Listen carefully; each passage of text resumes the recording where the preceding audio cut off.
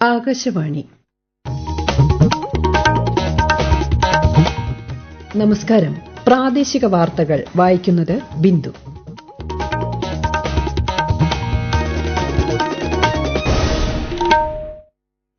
പ്രധാന വാർത്തകൾ.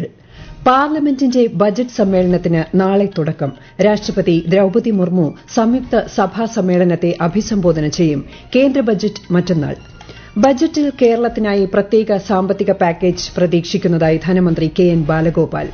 മുണ്ടക്കൈ ഉരുൾപൊട്ടൽ ദുരന്തത്തിൽ സഹായത്തിന് അർഹരായ ഗുണഭോക്താക്കളുടെ ആദ്യ പട്ടിക രണ്ടാഴ്ചയ്ക്കുള്ളിൽ പുറത്തിറക്കുമെന്ന് റവന്യൂ മന്ത്രി കെ. രാജൻ. 38ാമത് ദേശീയ ഗെയിംസിൽ കേരളത്തിന് ഇരട്ട സ്വർണം. നീന്തലിൽ ഹർഷിത ജയറാമും ഭാരോദ്വഹനത്തിൽ സുഫ്ന ജാസ്മിനും ഇന്ന് സ്വർണം നേടി. കുഷ്ഠരോഗ നിർമ്മാർജ്ജനം ലക്ഷ്യമിടുന്ന അശ്വമേധം 6.0 ക്യാമ്പയിന് സംസ്ഥാനത്ത് തുടക്കം. ISL ഫുട്ബോളിൽ കേരള ബ്ലാസ്റ്റേഴ്സ് ഇന്ന് ചെന്നൈയിൻ എഫ്സിയെ നേരിടും. വാർത്തകൾ വിശദമായി. പാർലമെന്റിന്റെ ബജറ്റ് സമ്മേളനത്തിന് നാളെ തുടക്കം. ഇരുസഭകളുടെയും സംയുക്ത സമ്മേളനത്തെ രാഷ്ട്രപതി ദ്രൌപദി മുർമു നാളെ അഭിസംബോധന ചെയ്യും. 2024-25 കാലയളവിലെ സാമ്പത്തിക സർവേ കേന്ദ്ര ധനമന്ത്രി നിർമ്മല സീതാരാമൻ തുടർന്ന് പാർലമെന്റിന്റെ മേശപ്പുറത്ത് വയ്ക്കും. മറ്റന്നാളാണ് കേന്ദ്ര ബജറ്റ്. ശ്രീമതി നിർമ്മല സീതാരാമന്റെ 8ാം ബജറ്റ് അവതരണത്തിനാണ് പാർലമെന്റ് ശനിയാഴ്ച വേദിയാകുക. ബജറ്റ് സമ്മേളനത്തിന് മുന്നോടിയായി കേന്ദ്ര സർക്കാർ വിളിച്ച സർവകക്ഷിയോഗം ന്യൂഡൽഹിയിൽ ഇന്ന് ചേർന്നു. സമ്മേളനത്തിൽ സഭാ നടപടികൾ സുഗമമാക്കുന്നതിന് പ്രതിപക്ഷ കക്ഷികളുടെ പിന്തുണ ഉറപ്പുവരുത്താനാണ് യോഗം വിളിച്ചു ചേർത്തത്. കേന്ദ്ര ബജറ്റിൽ കേരളത്തിനായി പ്രത്യേക സാമ്പത്തിക പാക്കേജ് പ്രതീക്ഷിക്കുന്നതായി ധനമന്ത്രി കെ.എൻ. ബാലഗോപാൽ. വയനാടിനും വിഴിഞ്ഞത്തിനും പ്രത്യേക സാമ്പത്തിക പാക്കേജും സംസ്ഥാനം പ്രതീക്ഷിക്കുന്നു. രാജ്യത്തിന്റെ സമ്പദ് വ്യവസ്ഥയെ ഉത്തേജിപ്പിക്കുന്നതിനുള്ള മൂലധന നിക്ഷേപ പദ്ധതികളും തൊഴിൽ പദ്ധതികളും ബജറ്റിൽ ഉൾപ്പെടുത്തണമെന്നും മന്ത്രി തിരുവനന്തപുരത്ത് വാർത്താസമ്മേളനത്തിൽ പറഞ്ഞു. സംസ്ഥാനങ്ങളുടെ വായ്പാ പരിധി ഉയർത്തണമെന്നും അദ്ദേഹം ആവശ്യപ്പെട്ടു. കേരളത്തിന് ഏറ്റവും വലിയ വെട്ടിക്കുറവാണ് കഴിഞ്ഞ ധനകാര്യ കമ്മീഷന്റെ സമയത്ത് വന്നത്. ആ വെട്ടിക്കുറവിന്റെ ഭാഗമായിട്ട് കേരളത്തിന് പ്രത്യേക പാക്കേജ് വേണമെന്ന് ഇപ്രാവശ്യം ആവശ്യപ്പെട്ടു. 24,000 കോടി. വയനാടിന്റെ കാര്യത്തിനകത്ത് 2,000 കോടിയാണ് നമ്മൾ അതിന് ചോദിച്ചേക്കുന്ന സാമ്പത്തിക പാക്കേജ്. എന്തെങ്കിലും ഇതിനകത്ത് പ്രതീക്ഷിക്കുന്നു. മൂന്നാമത്തെ ഏറ്റവും പ്രധാനപ്പെട്ട കാര്യം നമ്മൾ ആവശ്യപ്പെട്ടത് വിഴിഞ്ഞത്തിന് ഒരു പ്രത്യേക പാക്കേജാണ്. മുണ്ടക്കൈ ഉരുൾപൊട്ടൽ ദുരന്തത്തിൽ സഹായത്തിന് അർഹരായ ഗുണഭോക്താക്കളുടെ ആദ്യ പട്ടിക രണ്ടാഴ്ചയ്ക്കുള്ളിൽ പുറത്തിറക്കുമെന്ന് റവന്യൂ മന്ത്രി കെ. രാജൻ. അടുത്ത മാസം തന്നെ രണ്ടാമത്തെ ലിസ്റ്റും പുറത്തിറക്കുമെന്നും മന്ത്രി വയനാട് വാർത്താ സമ്മേളനത്തിൽ പറഞ്ഞു. അതിനുശേഷവും ജനങ്ങൾക്ക് എന്തെങ്കിലും പരാതിയുണ്ടെങ്കിൽ അത് പരിശോധിക്കും. ദുരന്തത്തിൽപ്പെട്ട ഒരാളെയും സർക്കാർ ഉപേക്ഷിക്കില്ലെന്നും അക്കാര്യത്തിൽ ആശങ്ക വേണ്ടെന്നും മന്ത്രി വ്യക്തമാക്കി. രണ്ടാഴ്ചയ്ക്കുള്ളിൽ ആദ്യത്തെ പ്യൂരിഫൈഡ് ലിസ്റ്റും രണ്ടാമത്തെ കരട് ലിസ്റ്റും പ്രസിദ്ധീകരിക്കും. ഫെബ്രുവരി മാസത്തിൽ തന്നെ രണ്ടാമത്തെ ലിസ്റ്റും പ്യൂരിഫൈ ചെയ്ത് പുറത്തിറങ്ങും. പിന്നെയും എന്തെങ്കിലും പരാതി ആളുകൾക്കുണ്ടെങ്കിൽ അത് കേൾക്കാനും സർക്കാർ തയ്യാറാണ്. ഫിസിക്കലായി അത് നോക്കിയിട്ട് ഈ ദുരന്തത്തിൽ പെട്ടു എന്ന് ഉറപ്പുവരുത്തിയാൽ ഒരു കാരണവശാലും ഉപേക്ഷിക്കില്ല. അതുകൊണ്ട് ഒരാശങ്കയും അക്കാര്യത്തിൽ ആർക്കും ഉണ്ടാകേണ്ട കാര്യം. 38ാമത് ദേശീയ ഗെയിംസിൽ കേരളത്തിന് ഇരട്ട സ്വർണം.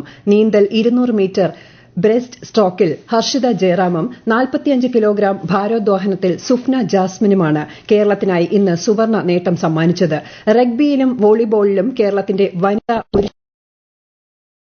പുരുഷന്മാരുടെ വ്യത്യാസത്തിൽ മെഡൽ നഷ്ടമായി. ഖോ പുരുഷ വിഭാഗത്തിൽ ഉത്തരാഖണ്ഡിനെയും ഫുട്ബോളിൽ മണിപ്പൂരിനെയും കേരളം പരാജയപ്പെടുത്തി. പോയിന്റ് പട്ടികയിൽ 7ാം സ്ഥാനത്താണ് കേരളം. കർണാടകയും മണിപ്പൂരും മഹാരാഷ്ട്രയുമാണ് ആദ്യ 3 സ്ഥാനങ്ങളിൽ. രാഷ്ട്രപിതാവ് മഹാത്മാഗാന്ധിയുടെ 77ാം രക്തസാക്ഷിത്വ ദിനത്തിൽ രാജ്യത്തിന്റെ സ്മരണാഞ്ജലി. രാഷ്ട്രപതി ദ്രൌപദി മുർമു, ഉപരാഷ്ട്രപതി ജഗ്ദീപ് ധൻകർ, പ്രധാനമന്ത്രി നരേന്ദ്രമോദി, ലോക്സഭാ പ്രതിപക്ഷ നേതാവ് രാഹുൽ ഗാന്ധി തുടങ്ങിയ പ്രമുഖ നേതാക്കൾ രാജ്ഘട്ടിലെ ഗാന്ധി സമാധിയിൽ പുഷ്പചക്രം അർപ്പിച്ചു. സർവ്വമത പ്രാർത്ഥനയും തുടർന്ന് നടന്നു.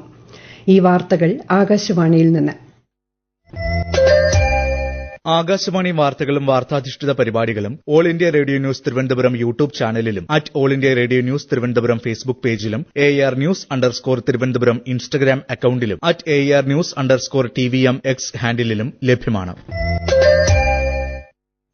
സംസ്ഥാനത്ത് നിന്നും കുഷ്ഠരോഗത്തെ പൂർണ്ണമായും തുടച്ചു നീക്കുമെന്ന് ആരോഗ്യവകുപ്പ് മന്ത്രി വീണ ജോർജ്. ആരോഗ്യവകുപ്പിന്റെ നേതൃത്വത്തിൽ സംഘടിപ്പിക്കുന്ന അശ്വമേധം 6.0 ക്യാമ്പയിന്റെ സംസ്ഥാനതല ഉദ്ഘാടനം തിരുവനന്തപുരത്ത് നിർവഹിക്കുകയായിരുന്നു മന്ത്രി.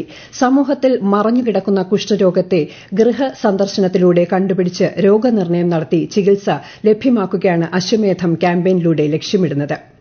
മുഖ്യമന്ത്രിയുടെ തദ്ദേശ റോഡ് പുനരുദ്ധാരണ പദ്ധതിക്ക് 5,55 ലക്ഷം രൂപ കൂടി മുഖ്യമന്ത്രിയുടെ ദുരിതാശ്വാസ നിധിയിൽ നിന്നും അനുവദിച്ചു. നേരത്തെ അനുവദിച്ച 807,50 ലക്ഷത്തിലേറെ തുകയ്ക്ക് പുറമെയാണിത്. തദ്ദേശ സ്ഥാപനങ്ങളുടെ കീഴിൽ വരുന്നതും റീബിൽഡ് കേരളയിൽ ഉൾപ്പെടുത്താത്തതുമായ റോഡുകളുടെ പുനരുദ്ധാരണത്തിനാണ് തുക. കണ്ണൂർ ആറളം ചതുരൂരിൽ കണ്ടത് പുലിയാണെന്ന് സ്ഥിരീകരിച്ചതായി മന്ത്രി എ കെ ശശീന്ദ്രൻ. പുലിയെ പിടികൂടുന്നതിനുള്ള നടപടി ശക്തമാക്കിയിട്ടുണ്ടെന്നും മന്ത്രി കണ്ണൂരിൽ വാർത്താസമ്മേളനത്തിൽ പറഞ്ഞു. 6 വീതം അംഗങ്ങളുള്ള 3 RRT സംഘങ്ങൾ ഊർജിതമായ തിരച്ചിൽ തുടരും. വനത്തോട് ചേർന്ന് താമസിക്കുന്ന 25 കുടുംബങ്ങൾക്ക് വനത്തിന് പുറത്ത് ടാങ്ക് സ്ഥാപിച്ച് വെള്ളമെടുക്കാനുള്ള സൌകര്യം സജ്ജമാക്കുമെന്നും മന്ത്രി പറഞ്ഞു. തിരുവനന്തപുരത്ത് ബാലരാമപുരം കോട്ടുകാൽ കോണത്ത് 2 വയസ്സുള്ള കുട്ടിയെ കിണറ്റിൽ മരിച്ച നിലയിൽ കണ്ടെത്തിയ സംഭവത്തിൽ കുട്ടിയുടെ അമ്മാവൻ ഹരികുമാറിനെ പോലീസ് അറസ്റ്റ് ചെയ്തു. ചോദ്യം ചെയ്യലിൽ ഇയാൾ കുറ്റസമ്മതം നടത്തിയിരുന്നു. കുട്ടിയുടേത് മുങ്ങിമരണമാണെന്നാണ് പോസ്റ്റ്മോർട്ടം പരിശോധനയിലെ പ്രാഥമിക നിഗമനം. കുംഭമാസ പൂജയോടനുബന്ധിച്ചുള്ള ശബരിമല ദർശനത്തിനായി വെർച്വൽ ക്യൂ ബുക്കിംഗ് ഇന്ന് വൈകുന്നേരം 5 മണി മുതൽ ആരംഭിച്ചു. ഫെബ്രുവരി 12-നാണ് കുംഭമാസ പൂജയ്ക്കായി ക്ഷേത്രനട തുറക്കുക. ISLൽ കേരള ബ്ലാസ്റ്റേഴ്സ് ഇന്ന് ചെന്നൈ FCയെ നേരിടും. ചെന്നൈ ജവഹർലാൽ നെഹ്റു സ്റ്റേഡിയത്തിൽ രാത്രി 7:30-നാണ് മത്സരം. രഞ്ജി ട്രോഫി ടെസ്റ്റ് ക്രിക്കറ്റ് 1-ാം ഇന്നിംഗ്സിൽ ആദ്യ ദിനം കളി നിർത്തുമ്പോൾ ബീഹാറിനെതിരെ കേരളം 9 വിക്കറ്റ് നഷ്ടത്തിൽ 302 റൺസ് എന്ന നിലയിൽ. സൽമാൻ നിസാർ പുറത്താകാതെ നേടിയ സെഞ്ചുറിയുടെ പിൻബലത്തിലാണ് കേരളം ഭേദപ്പെട്ട സ്കോർ നേടിയത്. തിരുവനന്തപുരം ഗ്രീൻഫീൽഡ് സ്റ്റേഡിയത്തിലാണ് മത്സരം. രാജ്യത്തെ ഓഹരി വിപണികളിൽ നേട്ടം. ബോംബെ ഓഹരി സൂചിക സെൻസെക്സ് 227 പോയിന്റ് ഉയർന്ന് 76,760-ലും ദേശീയ ഓഹരി സൂചിക നിഫ്റ്റി 86 പോയിന്റ് നേട്ടത്തിൽ 23,249-ലും വ്യാപാരം അവസാനിപ്പിച്ചു. സ്വർണ്ണവില ഉയർന്നു. പവന് 120 രൂപ വർദ്ധിച്ച് 60,880 രൂപയും ഗ്രാമിന് 7,610 രൂപയുമാണ് ഇന്നത്തെ വില.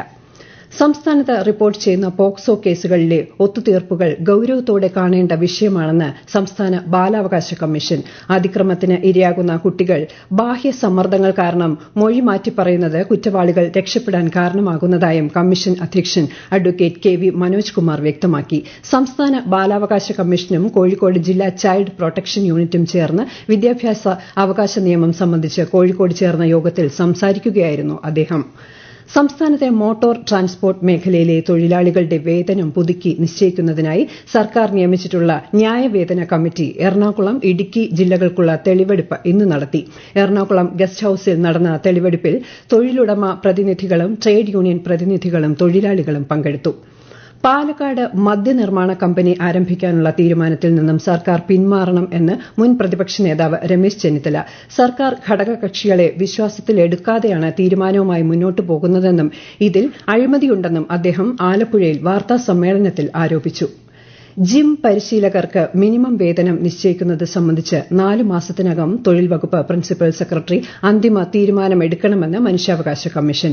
ജിം പരിശീലകർക്ക് മാന്യമായി ശമ്പളം നൽകുന്നില്ലെന്നും ഡ്യൂട്ടി സമയം നിശ്ചയിച്ചിട്ടില്ലെന്നും ആരോപിച്ച് സമർപ്പിച്ച പരാതിയിലാണ് ഉത്തരവ്.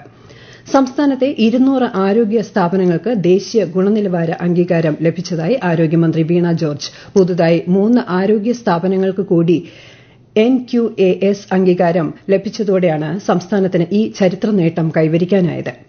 കേരളത്തിലെ ചെറുപ്പക്കാരുടെ നൈപുണ്യശേഷിക്ക് അനുയോജ്യമായ വ്യവസായങ്ങൾ തുടങ്ങാൻ നിക്ഷേപകർ തയ്യാറാകണമെന്ന് മന്ത്രി P. രാജീവ്.